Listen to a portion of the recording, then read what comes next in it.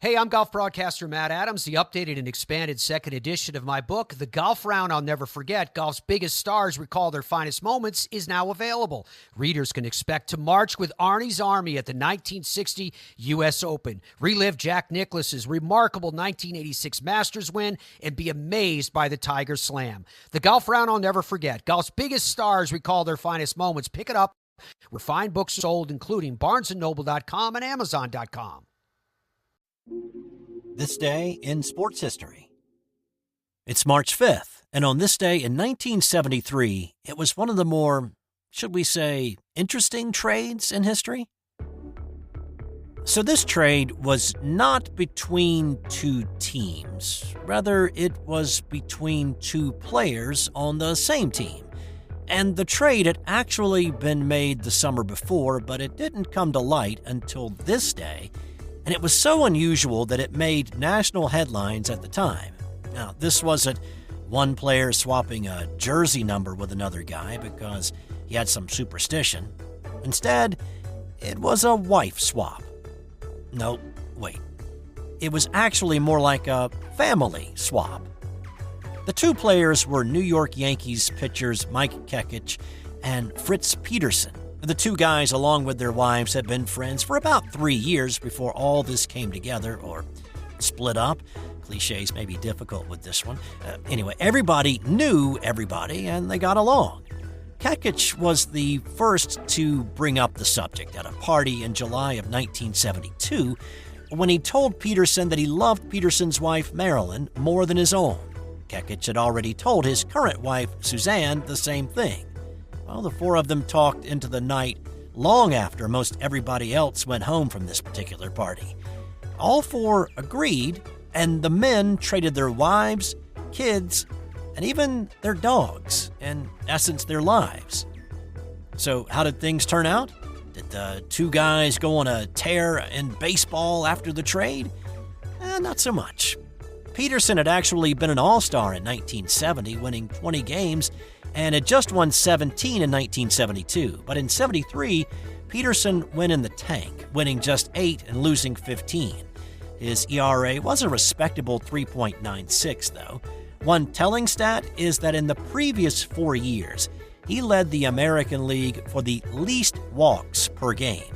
In 73, he did not, and his number of walks per start jumped. Peterson was traded to Cleveland in 74. Kekich was used as both a starter and reliever. In 73, he started just 4 games for the Yankees, going 1-1 before being traded to Cleveland midway through the 1973 season. In life, the marriage between Kekich and his new wife, Marilyn, did not last very long. They were divorced after a few years. But for Fritz and his new wife, Suzanne, they are still married at last check and living in the Chicago area. The story was at one time headed to the big screen, with Ben Affleck and Matt Damon producing the story, but that project appears to be on the shelf for now. Also on this day, in 1931, Fort Wayne's WGL Radio broadcast the first game of the American Basketball League's championship series between the Brooklyn Visitations and the Fort Wayne Hoosiers. It was the first live radio broadcast of a basketball game ever.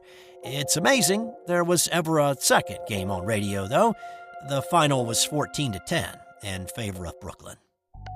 And in 1985, New York Islander Mike Bossy scored his 50th goal of the year, becoming the first NHL player to score 50 goals in 8 straight seasons.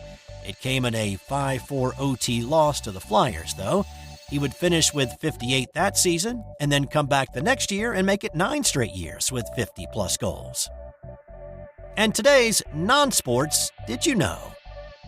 Venus is the only planet in our solar system that rotates clockwise. That's all for today.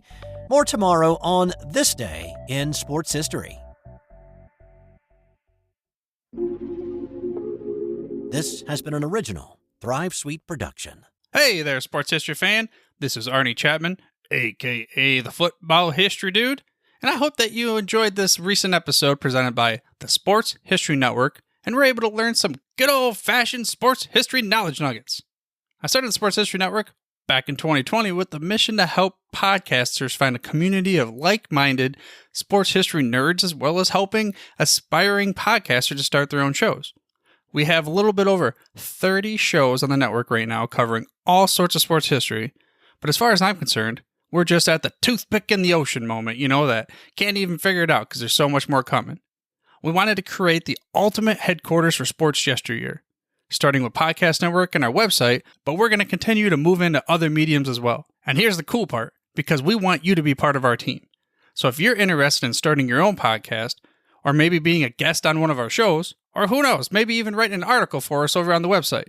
Seriously, all you got to do is reach out to us on the contact page over at sportshistorynetwork.com. You can be as technologically savvy as a Neanderthal tapping on a stone trying to figure out this whole hieroglyphics thing back in the day. Again, it doesn't matter, because even if you don't understand the whole podcast space, we have a production team that can pretty much help you out with doing everything. All you got to do, head over to sportshistorynetwork.com, head to the contact page, fill it out. That message goes right to me, and I'll reach out to you as soon as I can. But for now, dude, I'm through if you're through.